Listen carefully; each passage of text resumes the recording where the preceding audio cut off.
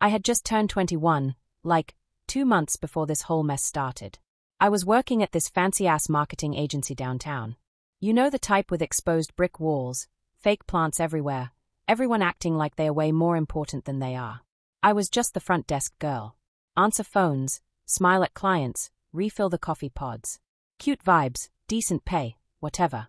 My boss, Derek, mid-40s, always trying too hard. Hair gel, creepy cologne, and those ugly square-toe dress shoes that just scream HR complaint. At first, he was coolish. He called me kiddo, which was weird, but he'd bring me overpriced coffee sometimes and tell me I had potential. I thought he was just being nice. Turns out, I was stupid. Anyway, it was the week of my birthday. I didn't even tell anyone at work because I hate that fake happy birthday energy. But somehow, he knew. Maybe from HR or my paperwork, who knows. So I'm sitting at the front desk, minding my business, scrolling TikTok between calls, and this man, this grown-ass man, walks up with a little pink bag and says, "Happy birthday, sweetheart."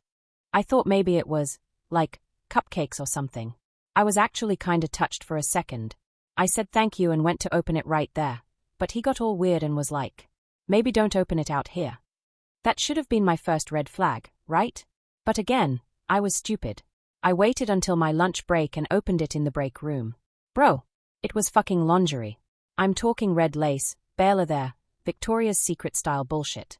In my size, with the tag still on and everything. And a tiny-ass card that said, "Thought you'd look stunning in this." I froze. I swear to God, I just sat there staring at it like, no way. No way. This was real life. I didn't know what to do. I shoved the stuff back in the bag and just sat there. I didn't even eat my lunch. My appetite. Gone. Stolen. Murdered by that lacy abomination. When I finally saw Derek again later that day, he gave me this smug little smirk and said, "Did you like it?" Like what? The gift? The trauma? I tried to keep it cool. I said, yeah, I'm not really comfortable accepting that. And his whole vibe shifted. Like, instantly. Smirk gone. Eyes cold. He just nodded and said, "Noted."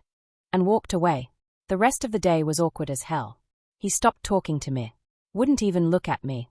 I figured it'd blow over. So after I told Derek I didn't want the lingerie, everything started getting weird as hell. I didn't expect balloons and cake or anything, but damn, dude went cold. Like Arctic level cold. No more morning, kiddo. No more random lattes. Just straight up radio silence. At first, I thought maybe he was embarrassed. Like, maybe he realized how fucked up it was. But nah. Turns out he was just pissed I didn't play along. The next day, I got a random email about the dress code. From Derek. It wasn't even sent to the whole team, just me. It said something light. Please remember to maintain professional attire in the workplace. Low-cut tops and short skirts can be distracting. What? I literally wore a black turtleneck and jeans that day. I looked like a youth pastor. This man was delusional. I replied back with a screenshot of the outfit I wore, blessed the elevator mirror, and said, "Hi Derek, just wanted to confirm this is what I wore today. Let me know if I misunderstood something." No reply. Instead, that afternoon, he walked past my desk, leaned down way too close, and whispered, "You don't have to play dumb. You know what kind of attention you get." My soul left my body. I just stared at my computer screen pretending I didn't hear him. He smelled like aftershave and desperation. I felt gross. Like my skin was crawling. But I didn't say anything. I didn't want to cause drama. Stupid, I know. That same week, he started doing this thing where he'd call me into his office for the dumbest reasons. Like, "Can you fix this paper jam?" Or "Can you explain why the printer order was late?" Like, I was in charge of fucking Amazon Prime delivery or something. Every time I walked in, he'd be sitting there with his legs spread like he was trying to show off something, acting like he was relaxing at home. Once, he made me stay while he reviewed a report, didn't say a word to me for like 5 minutes, just clicked through his computer while I stood there awkward as hell. Then he suddenly goes, "Ever think about modeling?" I laughed, like nervously, trying to play it off. I said, no, not really." He goes, "You should. You've got proportions that turn heads." Deadass. I felt like throwing up. But again, I just said something like, "Can I go now?" And he waved me off. I thought maybe I was overthinking it. Like maybe I was just being sensitive. But the final straw. One night I was closing up, right? Everyone had left. Derek comes out of his office while I'm putting away the coffee mugs. He's standing behind me, real close. Too close. I can feel the heat of his breath on my neck. I froze. He says, "I've been thinking. You've got more potential than just answering phones. I could mentor you. Help you get ahead." Then he puts his hand on my lower back. Like, the lower part. Right above my ass. I flinched so hard I dropped a mug. It shattered. I muttered sorry and bent down to pick it up, but he said, "No, leave it. I've got people to clean that." Then, "I swear to God," he says. "You know, a lot of women would have said thank you for that gift." That's when I knew.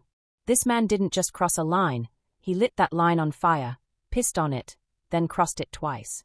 I backed away, grabbed my stuff, and mumbled something like, "I have to catch my train." My hands were shaking the whole way home. I didn't sleep that night. I kept replaying everything. The gift. The weird stays. The hand. The fucking comment about mentoring me. I felt dirty. And small. Like I wasn't even a person at work anymore, just something for him to look at. And the worst part. I still showed up to work the next morning. Because I needed the damn job. So yeah, after the whole back-touching, late-night creep moment, I was done. Like, mentally checked out. I didn't quit. I couldn't afford to. But I stopped pretending everything was okay. I kept my head down, avoided eye contact, wore hoodies like armor. But even that wasn't enough. Derek still made sure I felt him in the room. The looks. The hovering. The smug little comments like, "Wearing a blanket to work now. That's a new look. Bro, you sexually harassed me and now you're mad I won't give you a fashion show." Anyway, I finally did what I should have done earlier. I went to HR. And let me tell you, that shit was a waste of oxygen. Her name was Carla. Mid-30s, fake-friendly energy, like she practiced empathy in a mirror. I walked into her office and my hands were literally shaking. My voice cracked. I told her everything, about the lingerie, the back touch, the weird-ass comments, all of it. She nodded slowly and said, "I appreciate you bringing this forward. But are you absolutely sure there wasn't a misunderstanding?" "A misunderstanding?" I said, "I'm 100% sure. I didn't ask for any of this." Then she asked if I had proof. Girl, it's not like I took a selfie while his hand was on my back. I told her the card was in the gift bag, but I'd thrown the whole thing away in a panic. She gave me this tight little smile and said, "I'm not saying I don't believe you. I just want to be thorough." Liar. I left that office feeling worse than when I walked in. HR was supposed to help. Instead, it felt like I'd tattled in middle school and was being told to just work it out. Things only got worse from there. A few days after I went to HR, Derek called me into his office again. But this time, he didn't even pretend to be friendly. He didn't even look at me. Just motioned toward the chair and said, "You've been really off your game lately." "Off my game?" He continued, "I've received complaints from other staff. Apparently, your attitude has become difficult." I wanted to scream. Instead, I said, "I haven't done anything except try to avoid you." He raised an eyebrow. "See, that tone? That right there." I swear I was shaking. Like full body vibrating. I said, "I reported you to HR because you crossed the line. This is retaliation." And this man actually had the audacity to smile. Like I was being cute. He said, "I think you're confusing mentorship with misconduct." Mentorship? Mentorship? Did he think I was dumb? Then he added, "You should be careful how you carry yourself around here. Not everyone gets second chances." I left that office with tears in my eyes, biting the inside of my cheek so hard I tasted blood. I didn't want to cry in front of anyone. I didn't want to give him the satisfaction. I called my friend Tasha that night, venting like my life depended on it. She told me I should quit. That no job is worth this. And she was right, obviously. But like, who was gonna pay my rent?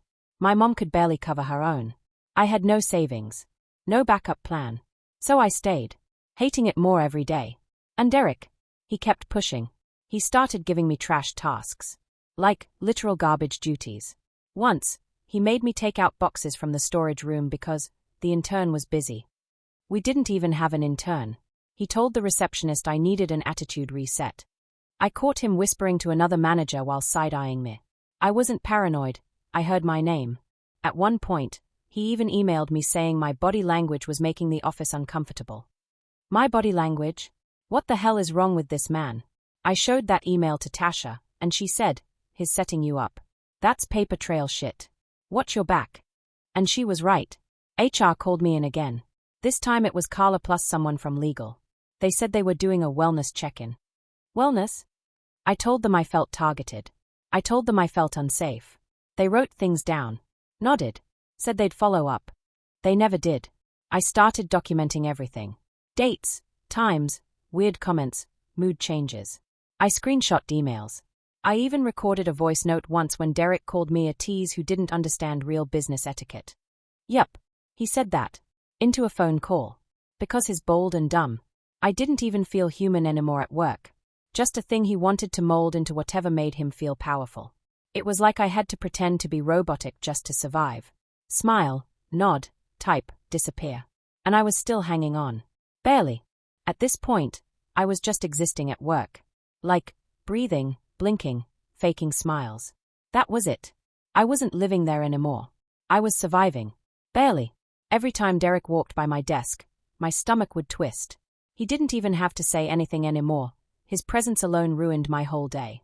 I felt like a ghost in that office. People stopped chatting with me like they used to. I'd walk into the break room and conversations would just pause. I'd get fake smiles, polite nods, and nothing else. It was like I had some disease everyone was scared to catch.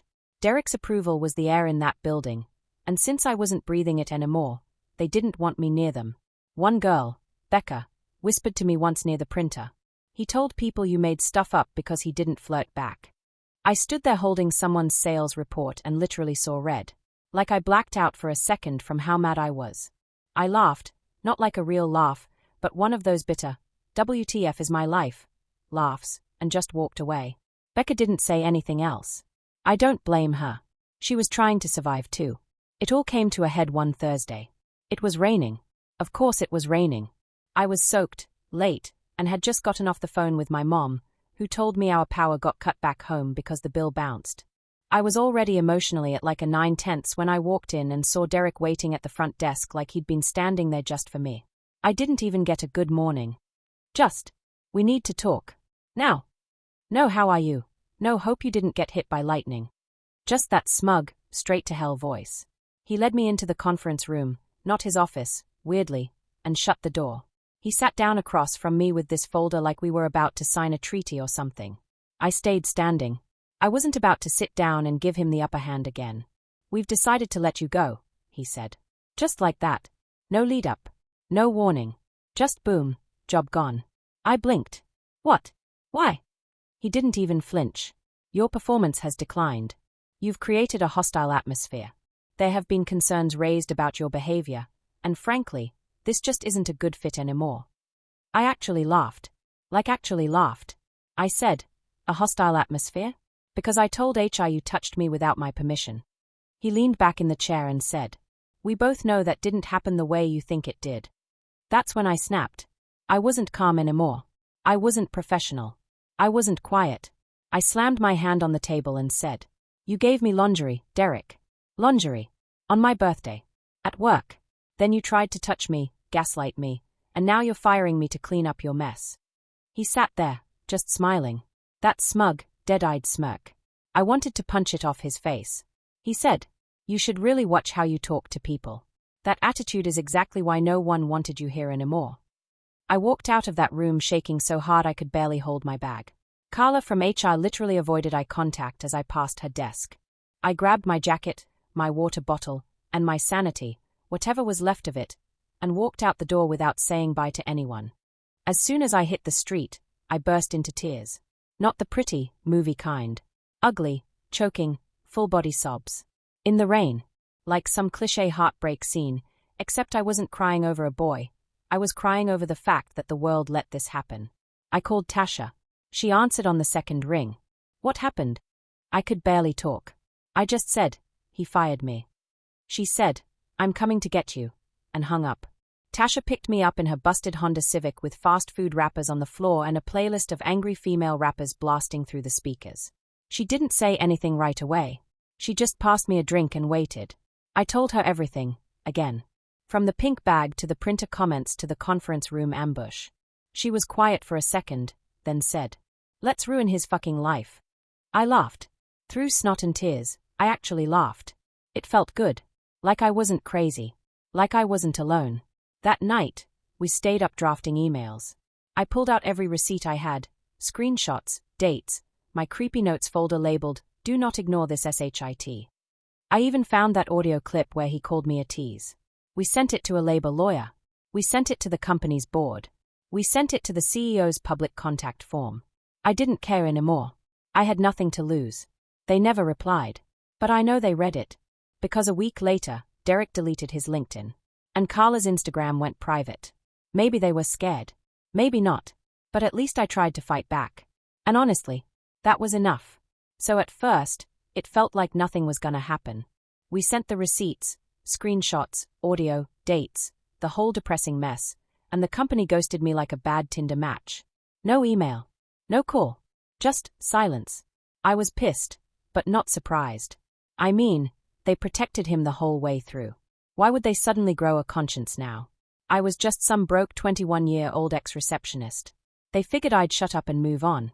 Except I didn't. A couple of nights later, I was scrolling TikTok at like 2 a.m., still salty, still unemployed, still ready to throw hands. And something inside me snapped, like, full-on fuck it * mode. So I opened up the camera and recorded myself. No makeup, bonnet on, tears in my eyes. I started with story time, how my boss bought me lingerie for my birthday, then fired me when I wouldn't thank him properly. I kept it short. 3 minutes. I told everything, raw and messy, the creepy office vibes, the mentorship BS, the ass-backwards HR department, all of it. I even played a clip of the voicemail where he called me a tease. I ended it with, "If you work at, company name, run. And if you're Derek, I hope the lingerie looks better on you." I posted it. Didn't think much of it. Closed the app and went to bed. By the time I woke up, it had over 300K views. By lunch, it was at 1.2 million. And by dinner, I had emails from 3 journalists, 2 lawyers, and 1 girl who used to work there, saying, "You're not the only one." Her name was Melissa, and she sent me the longest email ever, screenshots, documents, everything. She worked at the same company 3 years ago. Same position. Same boss. Same pink bag. She said he gave her perfume and lingerie for Christmas and told her he wanted to spoil someone who deserved it. When she said no, boom. Suddenly she was unreliable and got fired 2 weeks later. Sound familiar? It gets worse. She told HR back then too. Carla, same HR lady, said they'd handle it internally. Nothing happened. They even made her sign an NDA to get her severance. Turns out, Derek had a whole pattern.